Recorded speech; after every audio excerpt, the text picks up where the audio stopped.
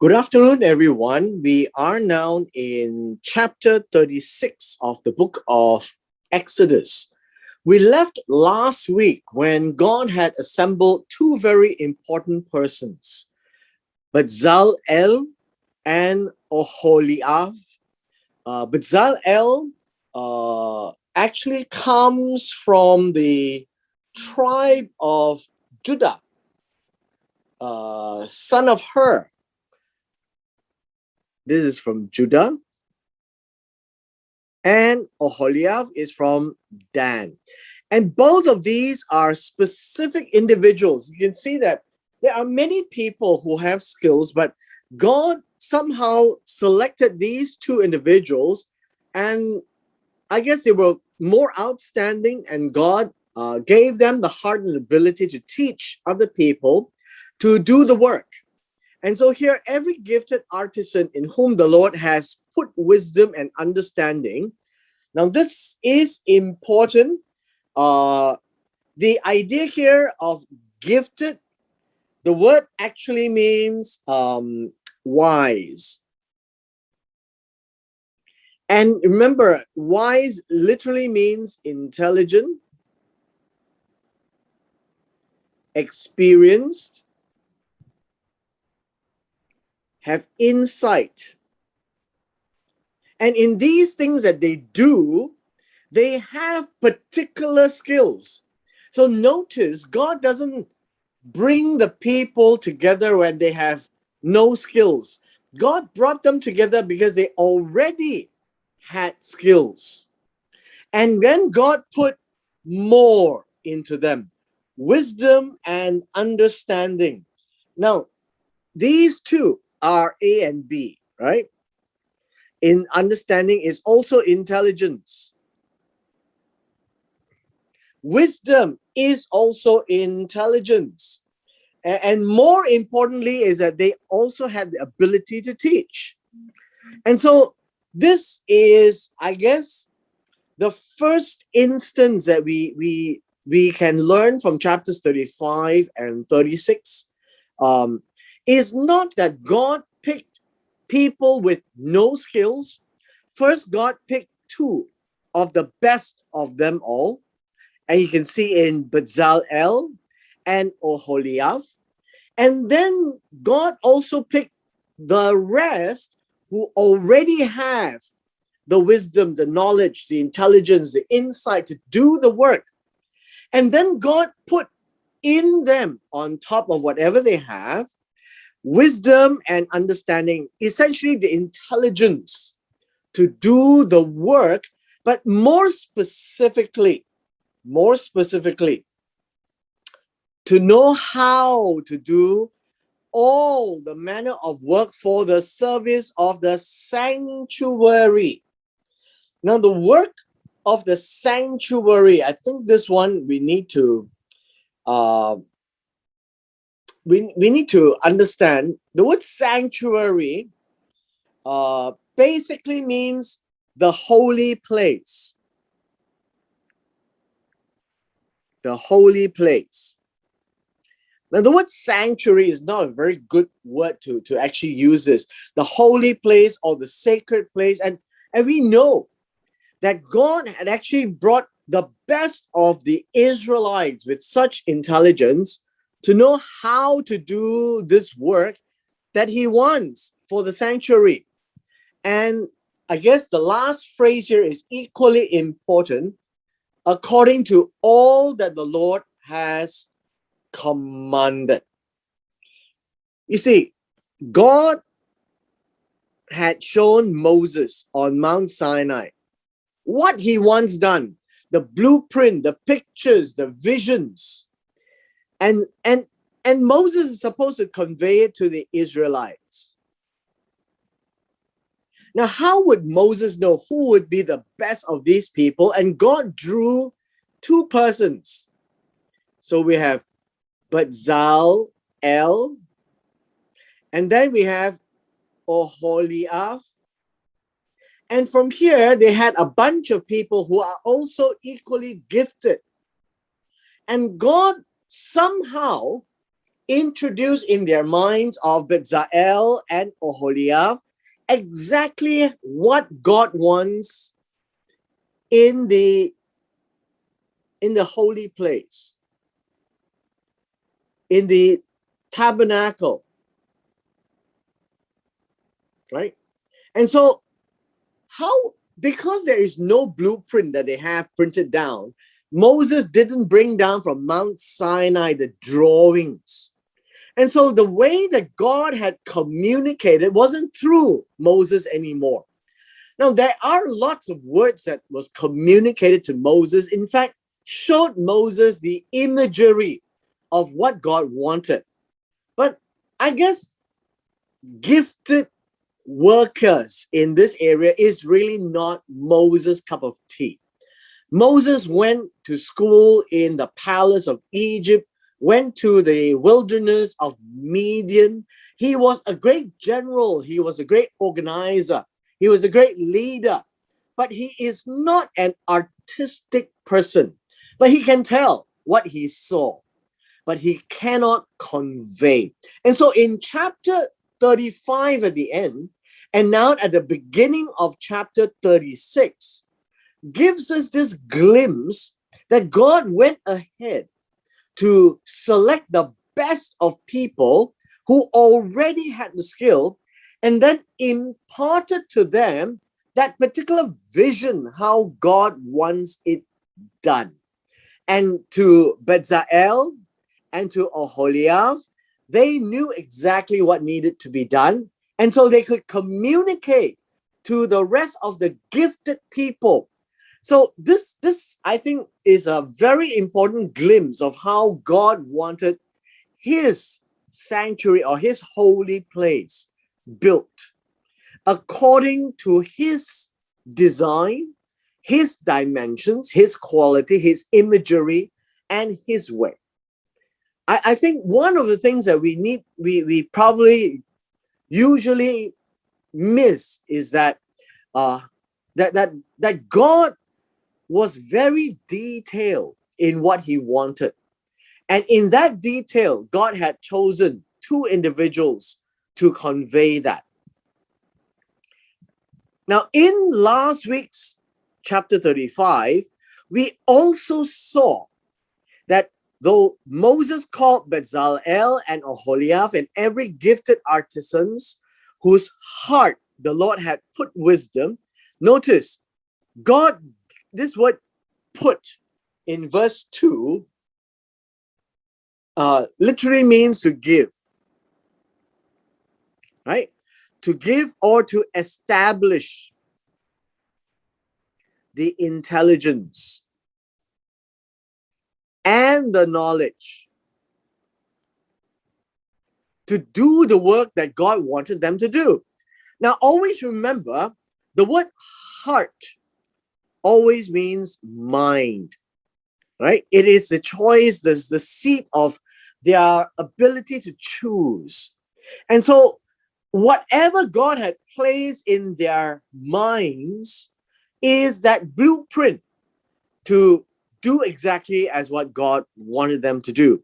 And everyone whose heart was stirred, now this word stirred means it's lifted, that they were encouraged. Right? That would be a good word. They were encouraged. They were convicted to come and do the work. And so I would say that in these cases, when people say that they are convicted by God, they should know themselves. And so these people gave of their ability to do this work. And so they received from Moses all the offering which the children of Israel had brought for the work of the service, for the making of the sanctuary. The word sanctuary is the holy place, and they continued to bring him, notice these words, free will offerings. The idea of free will offerings is that it is not by compulsion. It is voluntary. God doesn't want to force them, because when they left Egypt, they had amassed a lot of things from their Egyptian masters. And so God wanted them to contribute to the working of the tabernacle. And so God asked for free will offering or voluntary offering. Then all the craftsmen who were doing all the work of the sanctuary, they came. By that, when God stirred and convicted them and they came, what is clear was that they came, and this was a sign of obedience.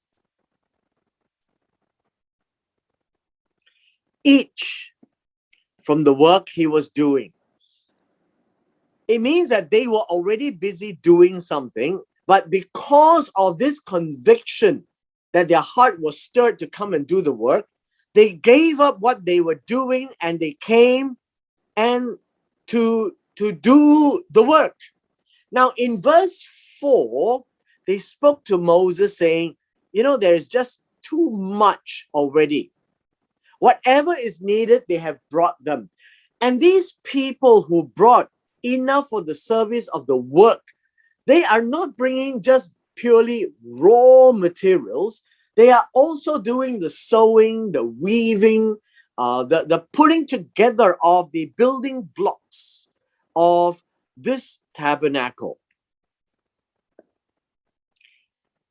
In verse 6, we read that Moses then gave a command that they made it proclaimed throughout the camp. It says, let neither man nor woman do any more work for the offering of the sanctuary. Remember, they are actually doing work, weaving goat's hair, making curtains, shaping the acacia wood. They didn't just chop down the wood and brought it as firewood. They prepared all the implements that is meant for these artistic skilled workmen to put together what God had wanted them to do.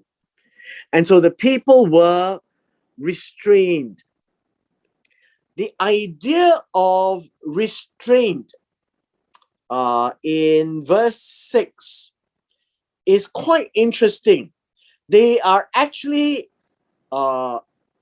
caused to hold back. It means that they could give more, but they just don't want it anymore, because the material they had was sufficient for all the work to be done, and indeed too much. And so the idea here in verse 7,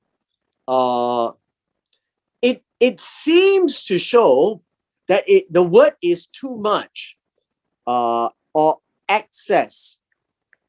But this particular word itself is giving the imagery of this.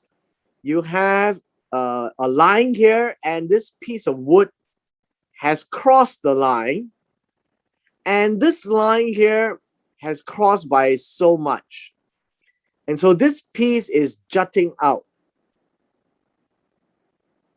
And the idea of this jutting out is too much, because that's all you want, and they have crossed that line. There was more left over. And so when you have a leftover, that's where you get the word remnant. That this is what was left over. And they have too much. And that's how the translator decided to say too much as opposed to things left over. So in the Hebrew, they like to present it from a more literal and concrete view. The English that we read really packs it up and tidies up the text so that we have a very nice to read English text. Now, in the next portion of it, we wouldn't be spending a whole lot more time, but let us just go through it once to understand this is a repeat. Nevertheless, this is a repeat of Exodus chapter 26. And Exodus chapter 26 was a time of the first 40 days when Moses spent on Mount Sinai. And God gave all these instructions as to the blueprint. And so in chapter 36 is the actual construction of the blueprint for God's tabernacle or God's dwelling place. And so verse 8 says this, and all the, well, it says gifted artisans, this would be the wise of heart. Those whose ability has the inherent skills and knowledge. And they worked on the tabernacle, made the curtains of different colors, the artistic designs of the cherubim. They made them. So the question that I guess all of us will ask ourselves, how do they know how a cherubim looks like? And so God would have impressed upon them, because God says, they have lifted the hearts of these people, and they have instructed Bezalel and Oholiav how to do it. And so cherubim was not a blueprint Moses brought down from Mount Sinai, but they somehow know how to do it. The length of the curtain, they know how to measure. The width as well, all same size. How to tie the curtains together. And then loops of blue yarn over the edge on the sleeve of one set. Then he did the outer corner of the other curtain of the set. So you notice, making curtains is also an art form. So having cloth woven doesn't make it into a curtain. You have to make the curtain from the woven fabric. Same here, the loops he made on the edge of the curtain, how to hold it together. You have 50 clouds of gold, and then how you would hold it in the tabernacle. So chapter 36 literally tells us about the tabernacle. He made curtains of goat's hair for the tent over the tabernacle. And this would be covering the tabernacle. And so we read all the way through with acacia wood, and the loops he had, the 6 curtains by themselves, how they hooked the boards together. He had bars of acacia wood, 5 for the boards and 5 for the boards on the other side. And so all of them had purpose. And so when they brought the raw material, it had purpose. When the artisans built it, it had purpose. But the guiding light or the guiding principle of how this is done is very much the supernatural infusion of knowledge and wisdom into the Bezalel as well as Oholiav, and then to teach others how to do this. Verse 35, the veil of blue, purple, and scarlet, that's the one that separates the holy place from the Holy of Holies. Fine woven, and then there was a design. Now, verse 35, when it talks about a design, I guess you find that how would you say, it was something that you have to weave. I think this is important. Artistic design is something woven.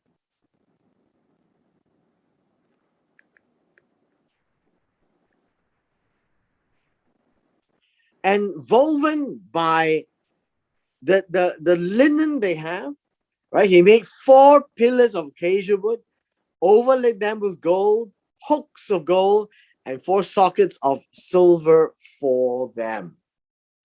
And then the screen for the tabernacle door. The tabernacle door works this way. This is the tabernacle door. It's a curtain. And then, of course, the bigger tabernacle would be somewhere outside. All right? And that would be how you would read this chapter. And it's made by the weaver, the 5 pillars with their hooks overlaid the capitals and the rings with gold, but the 5 sockets were bronze. And that would be the sockets for the altar. Now, understand this in chapter 36. Chapter 36 is very much dealing with the construction of the tabernacle. But more importantly is the beginning of chapter 36. And I want to close with this theme. Bezalel and Oholiab were handpicked by God. And God didn't pick them because they knew nothing of what they were supposed to do. God picked them because they were the best in what they did. At the same time, God had laid in the hearts or in the faculty of their mind that they can also do the work. And these would be the additional people who can actually know what to do. And they are called the wise of heart. And hence, I think we can take one step back and then you look at this. God wants his tabernacle done. God had earlier provided for the Israelites to take all the gold, silver, and whatever cloth they had from their Egyptian neighbors. And once in the wilderness, God knew everything you have taken belongs to you. You are now the new owner of this particular heirloom. But in this particular episode in chapter 35 and 36, God wanted them to willingly, free will offerings, willingly, right, give to God for this particular work. And that was what they tried to do. And in so doing, they had seen how that they began with some exceptional skills, but God made them more exceptional. God doesn't use anyone for a particular work if that person has no innate ability. That is something which I think we all need to learn to appreciate. You notice that in chapters 35 and 36, God didn't find the normal run-of-the-mill person who doesn't know how to weave, doesn't know how to put things together, who doesn't know these artistic work, and then suddenly give them the brains to do that. And hence, in their own life, we could see the pattern that Moses went to school. These people learned the tools of the trade. They learned the workmanship, technique, and ability from their lifestyle and from their teachers. And so, Bezalel and Oholiab are that kind of a people. In fact, the others whom God had put wisdom and understanding, which is the same, right?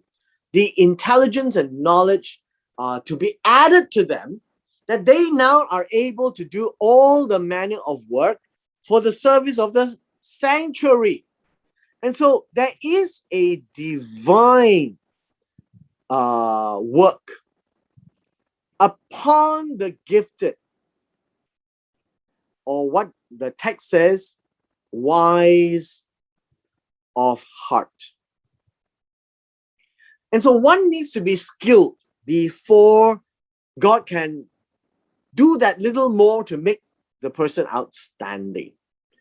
And hence, I think a good takeaway from this is not just the tabernacle.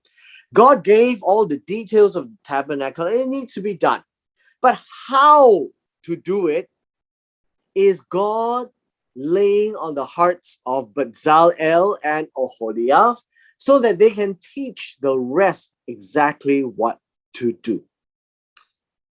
And so, if we want to be used by God, we need to equip ourselves to the best of our abilities so that God can then tilt the balance to make us outstanding beyond what we humanly can do. And so God used people like this to build his sanctuary, to build his holy place and to put up the tabernacle, the ohel, and thereby you realize that this word oholiav comes from the word ohel, tent, my father's tent, or the tent of my father. Now, does it mean that he is very insightful in how to make tents? Maybe. We don't know. But from the play of his name, possibly. But regardless, God cannot use Bezalel and Oholiab if they had zero skills to begin with. And so a takeaway from here would be easy, that you need to be gifted, and then God will add all manner of wisdom and understanding. And this basically means the additional wisdom that is needed to do this piece of work. God's house, God's rules, God's design, God's choice of people. And I think we should discard in our minds that God can use a person with zero ability to do his work. I think that pattern is not seen in the book of Exodus. And so I think it is incumbent upon each of us then to develop the skills and knowledge and intelligence that we have to the point that it can be called wisdom, because we have such acute insight. And then God can use that for his purpose. And with this, we come to the end of chapter 36